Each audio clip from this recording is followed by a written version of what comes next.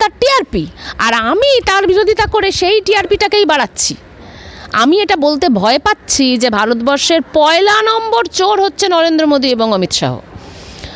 নীরব মোদী যে অ্যাটাচি করে টাকা নিয়ে এয়ারপোর্ট দিয়ে চলে গেল, অর্থমন্ত্রকের আধিকারিকরা, মন্ত্রীরা যদি ঘুষ না খায় সেটা হতো?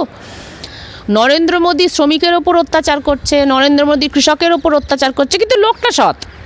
বিজেপি তাহলে কথাটা হচ্ছে এরা হচ্ছে প্রত্যেকে চুরি করে, ঘুষ খায়, ঘুষখোর। ঠিক আছে, এই বিষয়ে আমি যাই।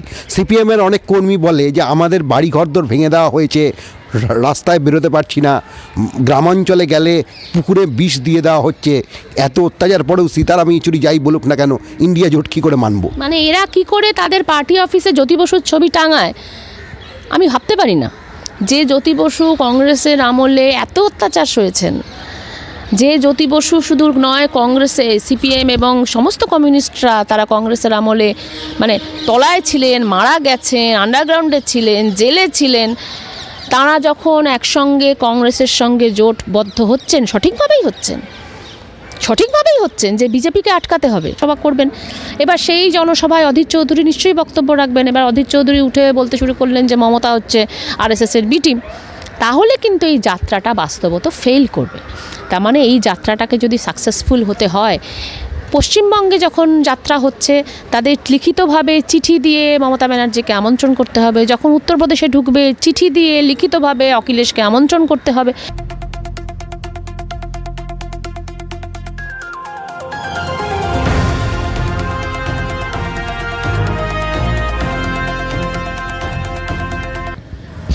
আমি কবি যত মুটে মজুরের, ফলে বারবার ভারতীয় রাজনীতিতে মুটে মজুরের জীবনে সংকট থাকে এবং সেই সংকট নিয়ে বামপন্থীদের একটা বক্তব্য থাকে।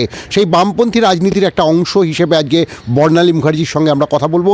তিনি এখানে ইন্ডিয়া জোটেরও অন্যতম কনভেনার। বর্ণালী, তোমাকে স্বাগতম। ইন্ডিয়া জোটের নয়, এটা হচ্ছে ভারত জোড়ো অভিযান পশ্চিমবঙ্গ, তার অন্যতম কনভেনার।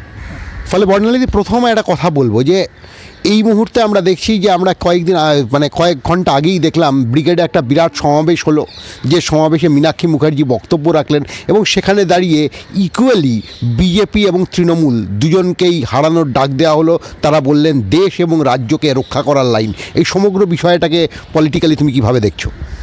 হ্যাঁ, মানে যেটা বিষয় সেটা হচ্ছে যে ব্রিগেডে যেটা দেখলাম ভালোই লোক হয়েছিল, তাদেরকে অভিনন্দন।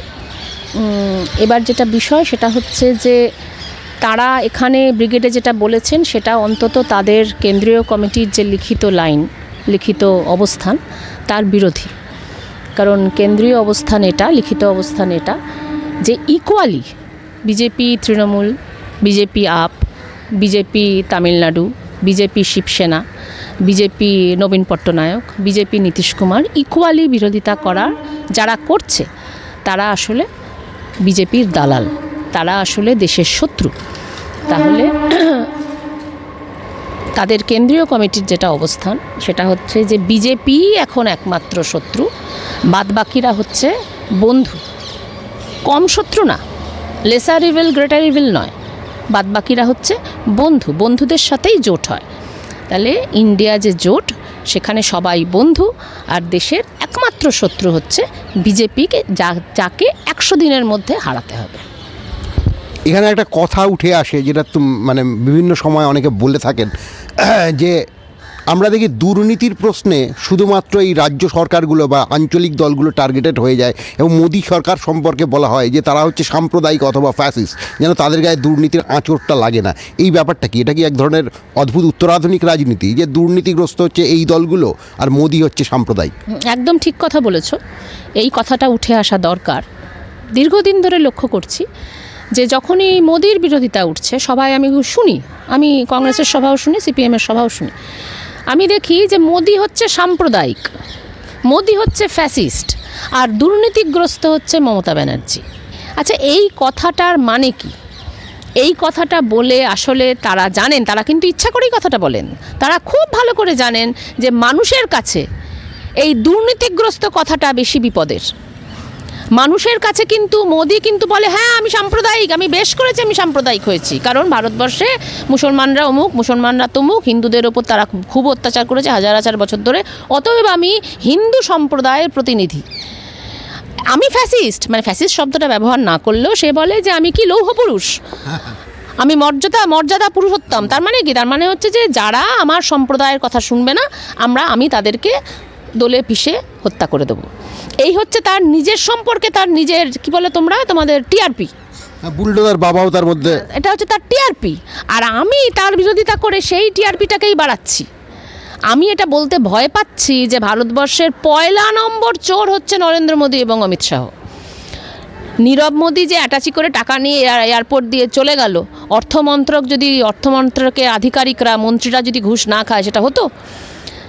আদানি যে 13 লক্ষ কোটি টাকা, আদানি আম্বানি যে ভারতবর্ষের মানুষের 13 লক্ষ কোটি টাকা নিয়ে চম্পট দিচ্ছে, মানে রাইট আপ হয়ে যাচ্ছে, যেটাকে বলে হাপিস হয়ে যাচ্ছে, তাহলে এই যে প্রধানমন্ত্রীর দপ্তর যদি ঘুষ না খেত তাহলে সেটা হতো?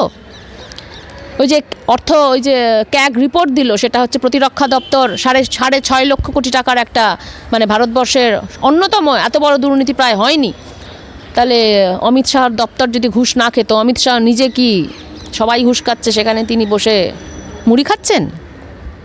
তার ছেলে জয় শাহকে তো তিনি হিন্দুত্বের সেবা করার জন্য আন্তর্জাতিক অন্যতম ধনী সংস্থা বিসিসিআই এর প্রধান করেননি, টাকা কামানোর জন্য ওখানে করেছেন। তাহলে ভারতবর্ষের অন্যতম চোর হচ্ছে নরেন্দ্র মোদী আর বিজেপি, নরেন্দ্র মোদী আর অমিত শাহ। এই কথাটা না বলে আমি বলছি মমতা চোর, আপ চোর, নীতিশ কুমার চোর, লালু চোর, শিবসেনা চোর, আর নরেন্দ্র মোদী হচ্ছে সাম্প্রদায়িক। এখানে আরেকটা বিষয় কি দিদি এটা উঠে আসছে আমাদের ন্যারেটিভসে, যে দুর্নীতি বলতে তো সবচেয়ে বড় কথা মার্কসিস্টরা বোঝেন যে ক্যাপিটালিজমে যেভাবে শ্রমিক শোষণ থেকে সাধারণ মানুষকে শোষণ করা হয়, নরেন্দ্র মোদীর আমলে তো শ্রম আইন থেকে সমস্ত কিছুই পাল্টে দেওয়া হয়েছে, সেগুলো তো ন্যারেটিভসে কি উঠে আসছে যে বৃহত্তর দুর্নীতির যে জায়গাটা? না, কথা ঘুরিও না। দুর্নীতি মানে টাকা নেওয়া, ঘুষ খাওয়া। দুর্নীতি আসছি দুর্নীতি মানে সাধারণ মানুষের কাছে দুর্নীতি মানে ঘুষ খাওয়া। নরেন্দ্র মোদী শ্রমিকের ওপর অত্যাচার করছে, নরেন্দ্র মোদী কৃষকের ওপর অত্যাচার করছে, কিন্তু লোকটা সৎ। বিজেপি তাহলে কথাটা হচ্ছে এরা হচ্ছে প্রত্যেকে চুরি করে, ঘুষ খায়, ঘুষখোর। এই কথাটা বলতে পারছো কি পারছো না? নরেন্দ্র মোদীর যখন বিরোধিতা করছো তখন বলছো যে এরা হচ্ছে ক্রনি ক্যাপিটালিজম, মানুষ কিছুই বুঝলো না। নরেন্দ্র মোদী শ্রম আইন পাল্টেছে, মানুষ কিছুই বুঝলো না। নরেন্দ্র মোদী ফসলের দাম দিচ্ছে, মানুষ কিছুই বুঝলো না। হ্যাঁ, ওটা অন্যায়, সে তো সব সরকারই করে, মানুষের ওপর শোষণ অত্যাচার তো সব সরকারই করে, কিন্তু চোর হচ্ছে অনুব্রত মণ্ডল। তার মানে আসলে সমস্ত ভোট বিজেপির দিকে ঘোরানোর ফন্দি এটা, ফিকির এটা। অনেকেই আমরা এখানে অবশ্যই আলোচনায় আসবো, তার আগে ঠিক আছে এই বিষয়ে আমি যাই। সিপিএমের অনেক কর্মী বলে যে আমাদের বাড়ি ঘরদোর ভেঙে দেওয়া হয়েছে, রাস্তায় বেরোতে পারছি না, গ্রামাঞ্চলে গেলে পুকুরে বিষ দিয়ে দেওয়া হচ্ছে, এত অত্যাচার পরেও সীতারাম ইয়েচুরি যাই বলুক না কেন ইন্ডিয়া জোট কী করে মানবো? মানে এরা কি করে তাদের পার্টি অফিসে জ্যোতি বসুর ছবি টাঙায় আমি ভাবতে পারি না। যে জ্যোতি বসু কংগ্রেসের আমলে এত অত্যাচার সয়েছেন, যে জ্যোতি বসু শুধু নয়, কংগ্রেসে সিপিএম এবং সমস্ত কমিউনিস্টরা তারা কংগ্রেসের আমলে মানে তলায় ছিলেন, মারা গেছেন, আন্ডারগ্রাউন্ডে ছিলেন, জেলে ছিলেন, তারা যখন একসঙ্গে কংগ্রেসের সঙ্গে জোটবদ্ধ হচ্ছেন, সঠিকভাবেই হচ্ছেন যে বিজেপিকে আটকাতে হবে। জরুরি অবস্থার সময় ইন্দিরা গান্ধীর বিরুদ্ধে সংঘ পরিবারের সঙ্গে ঐক্যবদ্ধ হচ্ছেন, সঠিকভাবেই হচ্ছেন যে ওই সময় একটা বিরাট স্বৈরতন্ত্র চলছে। তারা কিভাবে জ্যোতি বসুর পি সুন্দরাইয়ের আপত্তি ছিল, আমি বলছি যে সঠিকভাবেই হয়েছেন যে কোনো একটা স্বৈরতন্ত্রের বিরুদ্ধে আমার বাড়িকে ধ্বংস করে দিল, আমার পার্টি অফিসকে ভেঙে দিল, এটা দেশের থেকে কম গুরুত্বপূর্ণ? আর তারা জ্যোতি বসুর ছবি বা কী করে টাঙায়, আর মাও সেতুংয়ের ছবি বা কী করে টাঙায়? মাও সেতুংদেরকে পার্টি অফিস ভাঙেনি, 3 লাখ লোককে হত্যা করেছিল তার 10 বছরের মাথায়, 70,000 মানুষকে হত্যা করেছিল তার 3 বছরের মাথায়। মাও সেতুং বলছে আমাকে ওদের সঙ্গে জোট করতে হবে। ওদের কমিউনিস্ট পার্টির অনেকে বলতো যে কি চুতে চৌবেনলাই মাও সেতুং তো মনে হচ্ছে যে কুওমিন্টাংয়ের দালাল। তারা শোনেননি এবং শেষ পর্যন্ত মানুষ বুঝেছিল যে এটা না করলে, জাপানকে না সরালে কুওমিন্টাংকে সরানো যেত না। বিপ্লব এর জন্য এগিয়ে এসেছে। মানে আমি বলছি যে আসলে সিপিএমের কর্মীদের দোষ নয়, এটা কর্মীদের ঘাট দিয়ে চালিও না।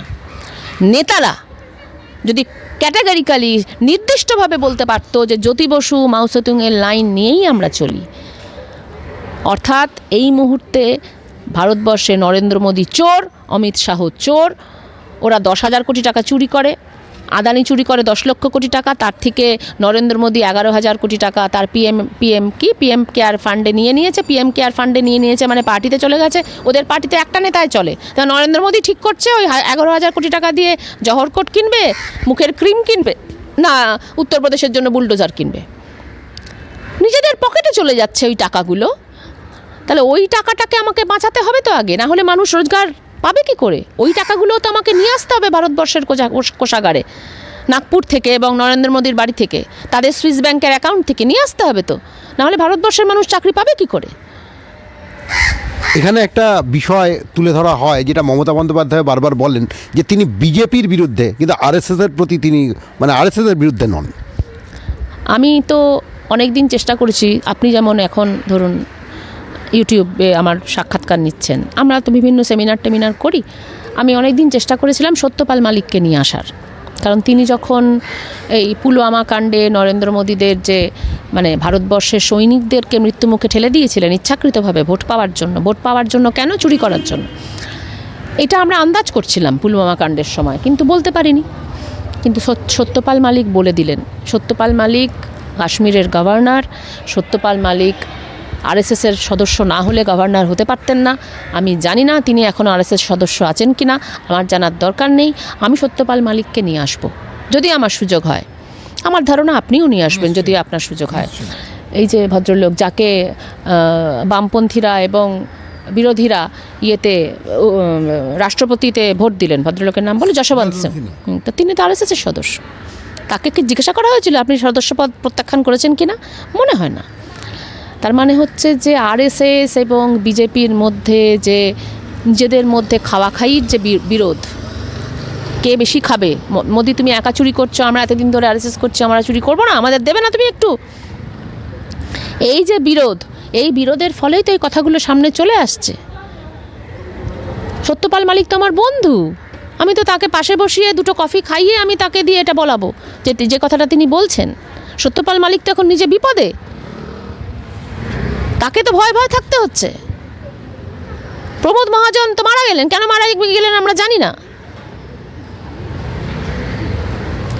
হ্যাঁ, যে জায়গাটা আসি সেটা হচ্ছে অনেকেই বলছেন 2024-এ যদি বিজেপি আবার ফিরে আসে, ভারতে নাকি আর সংসদীয় গণতন্ত্রই থাকবে না। সেটা আবার নাকির কি আছে, দেখতে পাচ্ছ না? গত 10 বছর ধরে প্রায় সেই দিকে এগিয়ে গেছে। তাও এনডিএর মধ্যে দিয়ে ছিল, তারা এনডিএতে ছিল 2019 পর্যন্ত, যথেষ্ট এনডিএর গুরুত্ব ছিল। 2019-এর পর থেকে গুরুত্বটা আরও কমে গেল। আর এখন তো আর এনডিএ নয়, এখন তো হচ্ছে যে বিরোধী দলগুলোকে ধ্বংস করো। বিরোধী দলগুলোকে যদি ধ্বংস করে দিতে পারো, তাহলে ভারতবর্ষে 2047-এর আগে আর কোনো ভোট হবে না। ওয়ান নেশন ওয়ান ভোটের কথাটা প্রস্তাব অলরেডি তারা দিয়ে দিয়েছে। 15ই জানুয়ারির মধ্যে নাকি তারা মানুষের কাছে সাজেশন চেয়েছে, যদিও মানুষ জানে না, কেউই জানে না।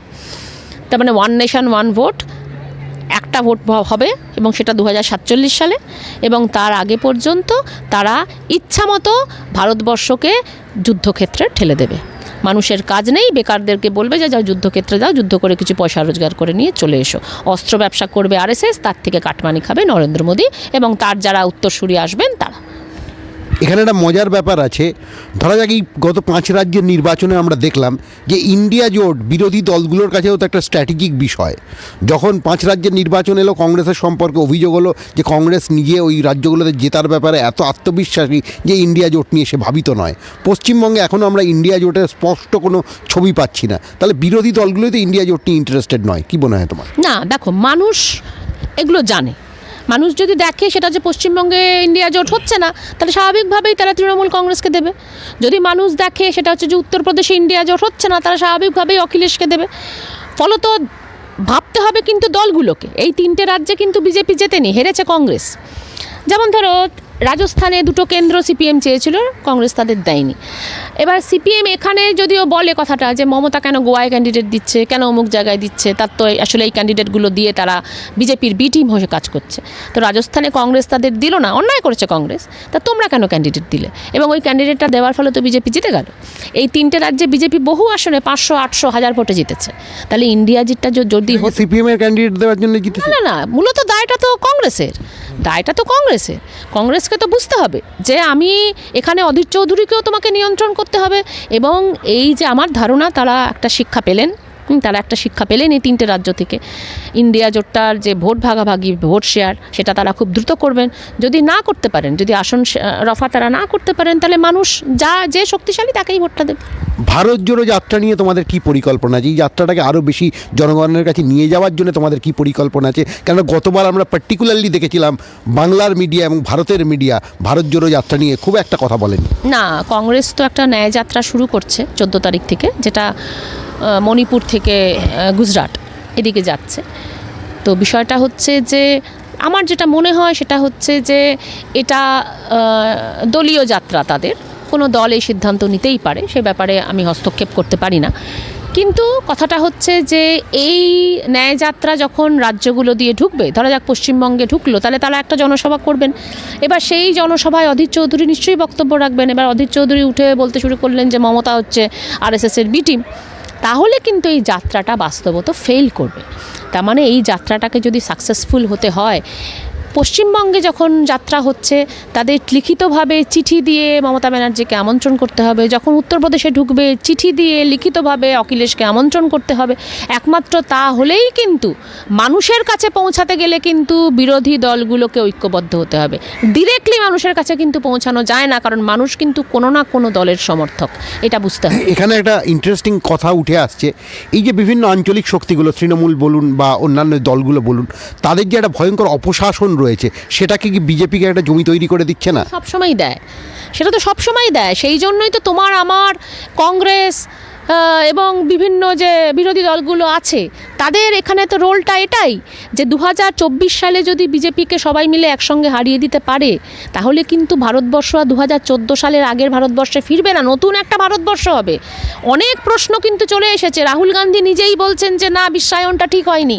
মমতা ব্যানার্জি নিজেই বলছেন যে না, আমি আমার দলের দুর্নীতিকে কন্ট্রোল করব। অখিলেশ নিজেই, শিবসেনা সবথেকে ইম্পর্ট্যান্ট, উদ্ভব বলছে যে না, আমি আমার রাজ্যে শিবসেনাটাকে নতুন করে গড়ে তুলব। তার মানে কিন্তু প্রত্যেকেই এটা বুঝে গেছে যে বিজেপি তাদেরই কিছু না কিছু লুপহোলকে ব্যবহার করে উঠে আসছে। ফলত যদি ঐক্যবদ্ধভাবে বিজেপিকে হারানো যায়, তাহলে ভারতবর্ষে কিন্তু তোমার আমার কথাটা বলার একটা বিরাট স্কোপ তৈরি হয়ে যাচ্ছে। কিন্তু এখানে মিডিয়া যারাই ফ্যাসিবাদের বিরোধিতা করছে বা পশ্চিমবঙ্গে দাঁড়িয়ে, তাদের সবাইকে একটা উপাধি দিয়ে দিচ্ছে চটি চাটা। এই বিষয়টা কি মিডিয়ার একটা নতুন ধরনের পলিটিক্স? তাদের কিছু এসে যায় না, ওগুলো একটু বুদ্ধিজীবীদের, মধ্যবিত্তদের গায়ে লাগে, ওগুলো দিয়ে কিছু এসে যায় না। আসলে বিষয়টা হচ্ছে, কথাটা আমি আবার রিপিট করি, মানুষের কাছে কিন্তু ডিরেক্টলি পৌঁছানো যায় না, রাজনৈতিক দলগুলোর মধ্য দিয়েই মানুষের কাছে পৌঁছানো যায়। তোমার পাড়ায় 4টে লোক মমতা ব্যানার্জিকে দেবী মনে করেন, 3টে লোক মোদিকে দেবতা মনে করেন, 4টে লোক রাহুল গান্ধীকে দেবতা মনে করেন। তাহলে কথাটা হচ্ছে, তোমাকে যদি এই 10টা লোকের কাছে পৌঁছাতে হয়, তুমি যদি পৌঁছাতে চাও, তাহলে কিন্তু নেতার মারফতই তোমাকে পৌঁছাতে হবে। তুমি তো সিঙ্গুর আন্দোলনের সাথে সম্পৃক্ত ছিলে এবং বামফ্রন্ট সরকারের সঙ্গে একটা লড়াই ছিল। আজকে এই চেঞ্জিং পরিবেশটাই কি মনে হচ্ছে? কাকে তুমি বেশি মার্কস দেবে, বামফ্রন্ট সেদিনকার বামফ্রন্ট না আজকের মমতা? দেখো, সিপিএমের যে ডকুমেন্ট, মার্কসিস্টদের যে ডকুমেন্ট বা তাদের পার্টিরও ডকুমেন্ট, তারা যেটা বলেন সেটা লিখেছেন, সেটা হচ্ছে যে ভোটের মধ্য দিয়ে আমি যদি ক্ষমতায় যাই, সেটা রাজ্যে হোক বা কেন্দ্রে, তাহলে শোষণ থাকবে, অত্যাচার থাকবে, দুর্নীতি থাকবে। তাহলে এবারে পশ্চিমবঙ্গে সিপিএম 34 বছর ক্ষমতায় ছিল, তার মানে শোষণ, অত্যাচার, দুর্নীতি ছিল।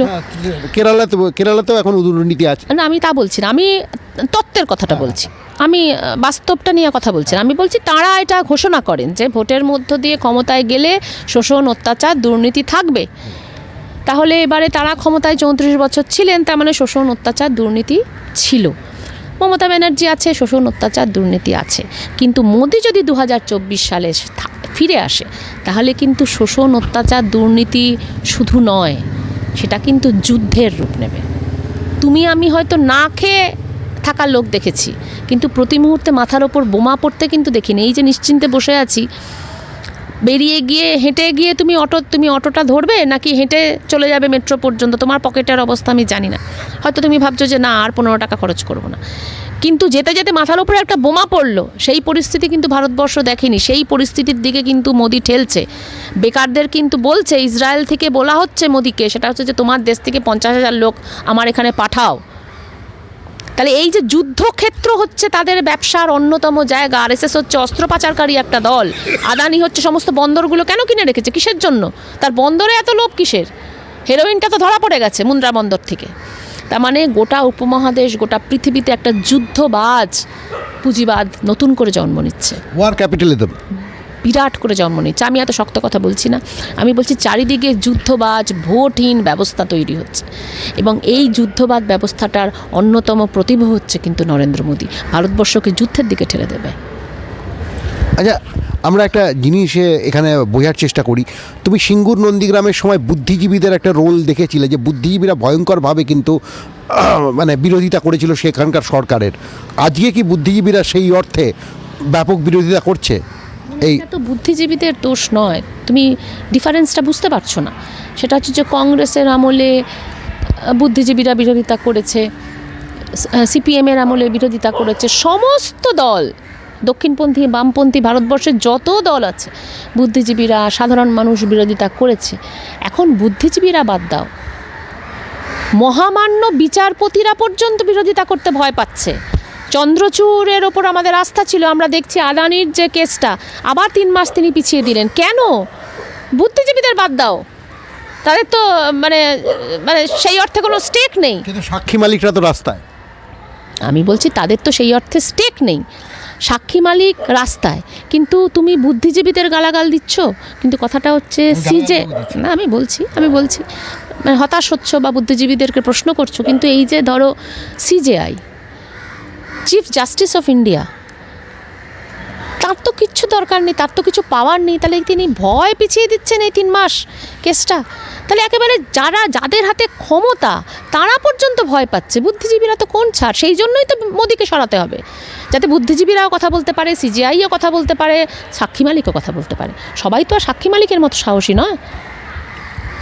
আজকের দুটো প্রশ্ন করে আজকের মতো আলাপনে ইতি টানবো, অন্যদিন অনেক বেশি কথা বলবো বলে। পশ্চিমবঙ্গের রাজনীতিতে তোমার কি মনে হচ্ছে যে 2024-এর রেজাল্টটা কি হতে চলেছে? যেটা আমরা আবেদন জানাচ্ছি, 100 দিন আর বাকি আছে, যে ভারতবর্ষে মানে ভারতবর্ষে অন্যতম দুর্নীতির পরাকাষ্ঠা হচ্ছে নরেন্দ্র মোদী এবং অমিত শাহ। তারা হিন্দু নয়, হিন্দুত্ব হচ্ছে তাদের কাছে ভোট পাওয়ার এবং চুরি করার একটা অস্ত্রমাত্র। রাবণ হিন্দু ছিলেন, শিবের উপাসক ছিলেন, কিন্তু রাবণকে হারাতে হয়েছে, রাবণকে ধ্বংস করতে হয়েছে। একইভাবে পশ্চিমবঙ্গের মানুষ, ভারতবর্ষের মানুষও নিশ্চয়ই এতে সাড়া দেবেন। তারা এই চোর নরেন্দ্র মোদীকে সরাবেন, সরিয়ে এই চুরির টাকাগুলো যাতে কোষাগারে আসে তার জন্য যারা ক্ষমতায় যাবেন তাদের ওপর চাপ সৃষ্টি করবেন। সেই টাকা দিয়ে যাতে মানুষের চাকরি বাকরি রোজগার হয় তার চেষ্টা করবেন। তার জন্য তো আমি তুমি আছি। কিন্তু রাজনৈতিক খুব পলিটিক্যালি কারেক্ট অ্যান্সার হলো। তোমার কি মনে হয় পশ্চিমবঙ্গের দল হিসেবে কারা এগিয়ে রয়েছে 2024-এ? তৃণমূল কংগ্রেস, আমি তো আগেই বললাম তৃণমূল কংগ্রেস এগিয়ে আছে। এটা তো আমার মনে হওয়ার কি আছে? এটা কি এমন কেউ আছে? তুমি একটু জিজ্ঞাসা করো তো গিয়ে মোহাম্মদ সেলিমকে যে তার অন্যরকম কিছু মনে হয় কিনা। তুমি জিজ্ঞাসা করো অধীর চৌধুরীকে, তার অন্যরকম কিছু মনে হয় কিনা। তুমি মোদিকে কি জিজ্ঞাসা করো, তার অন্যরকম কিছু মনে হয় কিনা। তুমি গিয়ে ওই লোকটার নাম কি, অর্ণব সরকার না তো গোস্বামী, তাকে গিয়ে জিজ্ঞাসা করো তার অন্যরকম কিছু মনে হয় কিনা। উত্তরপ্রদেশে কে ফাইট দেবে? অখিলেশ। মহারাষ্ট্র কে ফাইট দেবে? শিবসেনা। কর্ণাটকে কে ফাইট দেবে? কংগ্রেস। এটা তো স্বাভাবিক। এর মধ্যে আবার মানামানি বাজা ভাবাভাবির কী আছে?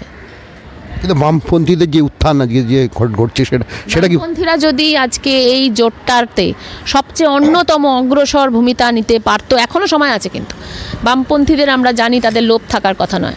তাদেরকে প্রধানমন্ত্রী করবে, কে অর্থমন্ত্রী করবে, কে এমপি করবে, এমএলএ করবে, এটা বড় কথা নয়। তারা যদি এই জোটটার একটা সবসময় একটা আঠা লাগে, একটা নিরপেক্ষ আঠা, এই আঠার রোলটা, এই অ্যাডহেসিভের রোলটা যদি বামপন্থীরা প্লে করতে পারতো তাহলে কিন্তু বামপন্থীদের ভবিষ্যৎ উজ্জ্বল। কিন্তু গুজরাট মানে বিহারে তো এই 18 রোলটা বামপন্থীরাই প্লে করছে। আজকে বিহার মডেলটাই এক অর্থে তো ইন্ডিয়া জোট। তাহলে বিহারে যেটা করতে পারছে তার ফলে বিহারে দেখা যাচ্ছে বামপন্থীদের একটা উত্থান ঘটছে। তাহলে ভারতবর্ষে যদি এই 18 রোলটা তারা সবচেয়ে সক্রিয়ভাবে সবচেয়ে সোচ্চারে প্লে করতে পারতেন তাহলে কিন্তু তাদের ভবিষ্যৎ উজ্জ্বল। পশ্চিমবঙ্গে 18টা সিট বিজেপি পাবে না, 42টা যদি মমতা না পায় কিছু তো সিপিএম পাবে, কিছু তো বামপন্থীরা পাবে। তাহলে আগামী দিনে বামপন্থীরাই তো বিরোধী দল হিসেবে উঠে আসলো। সিপিএম যে বলছে দিদি মোদি সেটিং, হ্যাঁ তাহলে তো দিদি মোদি সেটিংটা হলো, তাহলে ভোটটা কে পাবে আমি এটা জানতে চাইছি। মোহাম্মদ সেলিমকে জিজ্ঞাসা করেছো যে দিদি মোদি সেটিংটা হলো? উনি আমাদের সাথে কথা বলেননি এখন অবধি। বলছি জিজ্ঞাসা করো, তাহলে ভোটটা পশ্চিমবঙ্গে 42টা আসন কে পাবে? মোহাম্মদ সেলিম পাবেন?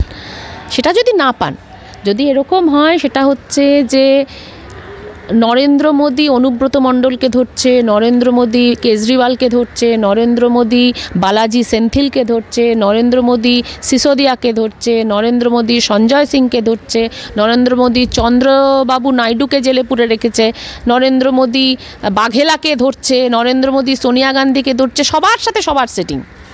তাহলে তো কেউ তো নিন্দুকেরা তো এটা বলতেই পারে, কই নরেন্দ্র মোদী তোমাকে ধরলো না, তাহলে কি তোমরা চোর নও বলে ধরলো না, নাকি তোমাদের মধ্যে সেটিং আছে বলে ধরলো না? এরকম তো কেউ বলতে পারে।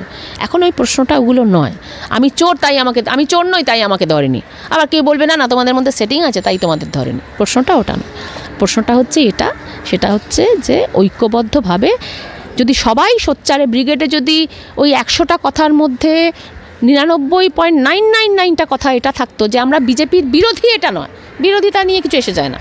না ব্রিগেডে হারাবো। প্যারাম্বেল পড়া হয়েছে সংবিধানের। কি এসে গেল? প্রিয়াম্বেল তো নরেন্দ্র মোদী প্রতি 26শে জানুয়ারি পড়ে, তা দিয়ে কি এসে গেল? তা দিয়ে কি এসে গেল? আমরা কি বোকা?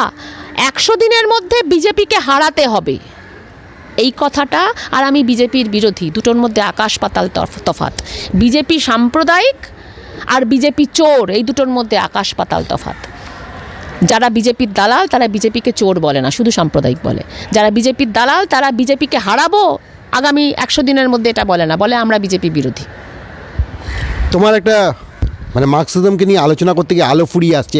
মার্কসিজমকে নিয়ে আলোচনা করতে গিয়ে তুমি একবার বলেছিলে যে ক্ষমতার রাজনীতি থেকে ভারতীয় মার্কসিস্টরা দূরে চলে গিয়েছিল বলেই নাকি আজকে তাদের এই অধোগতি। এটা কি খুব সরলীকরণ? ভারতের কমিউনিস্টরা কেন, আন্তর্জাতিকভাবে এটাই তো সমস্যা, যে আমি মার্কসিস্টদের কাজটা শুরু হয় ক্ষমতায় যাওয়ার পর, আর সেটা বিপ্লবের ভেতর দিয়ে। মার্কসিস্টদের, আমি তো ক্ষমতা কথাটা বলেছি, তার মানে মার্কসিস্টদের কাজটা শুরু হয় ক্ষমতায় যাওয়ার পর। যে কোনো রাজনীতির তো তাই না, অনেকেরই হয় ক্ষমতায় যাওয়ার পর তারা চুরি চুরি করে বসে যায়। কথাটা হচ্ছে মার্কসিস্টদের যে জনগণের জন্য যে সেবা করার কাজ, সেটা ক্ষমতায় যাওয়ার আগে সে করতে পারে না, তাকে ক্ষমতায় গিয়েই জনগণের সেবা করার কাজটা। দ্বিতীয় আন্তর্জাতিকের নেতারাও তো এই কথাই বলে। দ্বিতীয় আন্তর্জাতিকের নেতারা যেটা বলেছিলেন সেটা হচ্ছে আমরা যদি ভোটে জিতে ক্ষমতায় যাই তাহলে আমরা বুর্জোয়াদের মতোই হব, আর আমাদের যদি জনগণের সেবা করতে হয় তাহলে আমরা বাইরে রাস্তা। এই দ্বিতীয় আন্তর্জাতিকের কথা হচ্ছে এটা। আর মার্কসিস্টরা বলে রাস্তা নয়, ওটা একটা উত্তরাধুনিক কথা। আমাকে ভোটের মধ্য দিয়ে যেখানে যা গণতন্ত্রের শেষ সুযোগ আছে, ভারতবর্ষে ভোটের মধ্য দিয়ে যাওয়ার এখনও সুযোগ আছে, আমি সেই সুযোগটাকে ব্যবহার করব। এই সুযোগটা যদি জার্মানিতে ইউরোপের কমিনটার্ন ব্যবহার করতে পারত 24 থেকে 33 সাল পর্যন্ত, তাহলে কিন্তু হিটলার উঠে আসে না। সোশ্যাল ডেমোক্র্যাটদের সাথে তাদের যদি জোট হতো, হ্যাঁ, যদি কেপিডি এবং এসপিডি একসঙ্গে ইলেকশনে দাঁড়াতো তাহলে তো হিটলার যেতেই না। কিন্তু সেই সময় তো কমিউনিস্টরা মনে করতো যে সোশ্যাল ডেমোক্র্যাটরা হচ্ছে সফট ফ্যাসিস্ট। তাহলে গতকালও তো ব্রিগেডে তারা এটা মনে করেছেন, গতকালও মনে করেছেন। দিমিত্রভ কবে বললেন, কমিনটার্ন কবে বলল যে না সফট ফ্যাসিস্টরাও আমার বন্ধু, যবে সফট ফ্যাসিস্ট এবং দিমিত্রভ। গতকালও তো ব্রিগেডে মোহাম্মদ সেলিম বলেছেন যে 2024 হারাতে হবে। না, আমি কথাটা বলি, সেটা হচ্ছে যে কবে কমিনটার্ন এটা মনে করলো, সেটা হচ্ছে যে যেদিন ওই সফট ফ্যাসিস্ট এবং দিমিত্রভকে একসঙ্গে কচুকাটা করলো, সেদিন দিমিত্রভের মনে হলো যে ওরে বাবা, তাহলে আমাদের তো একসঙ্গেই লড়তে হবে। তার আগে মনে করলে কিন্তু এই লড়াটা হতো না, মানে কমরেড স্টালিনের নেতৃত্বে 2.5 কোটি মানুষকে আত্মত্যাগ করতে হতো না সোভিয়েত রাশিয়াতে। তাহলে আমাদের যেটা বলছি সেটা হচ্ছে যে মোহাম্মদ সেলিম যদি মনে করেন যে আর 100 দিনের মধ্যে বিজেপিকে হারাতে হবে, তাহলে তো প্যাসিফিক ওশানে গিয়ে হারাবেন না, তাহলে পশ্চিমবঙ্গে 42টা আসনে হারাতে হবে। তাহলে পশ্চিমবঙ্গে যদি 42টা আসনে হারাতে হয়, তাহলে পশ্চিমবঙ্গে যারা 42টা আসনে হারাতে পারবে তাদের সঙ্গে তোমাকে জোটবদ্ধ হতে হবে। ধন্যবাদ তোমার দিদি। ফলে এক অদ্ভুত বিতর্কের মধ্যে দিয়ে গেলাম। আশা রাখি তোমরা এই অনুষ্ঠানটা দেখবে। চ্যানেলটাকে ভালো লাগলে সাবস্ক্রাইব করবে। আলো কমে আসছে বলে আর কথা বলছি না, কিন্তু অন্তরের এক আলো বোধহয় আমরা এতক্ষণ আলোচনার মধ্যে দিয়ে উদ্ভাসিত করার চেষ্টা করলাম, তাই তো?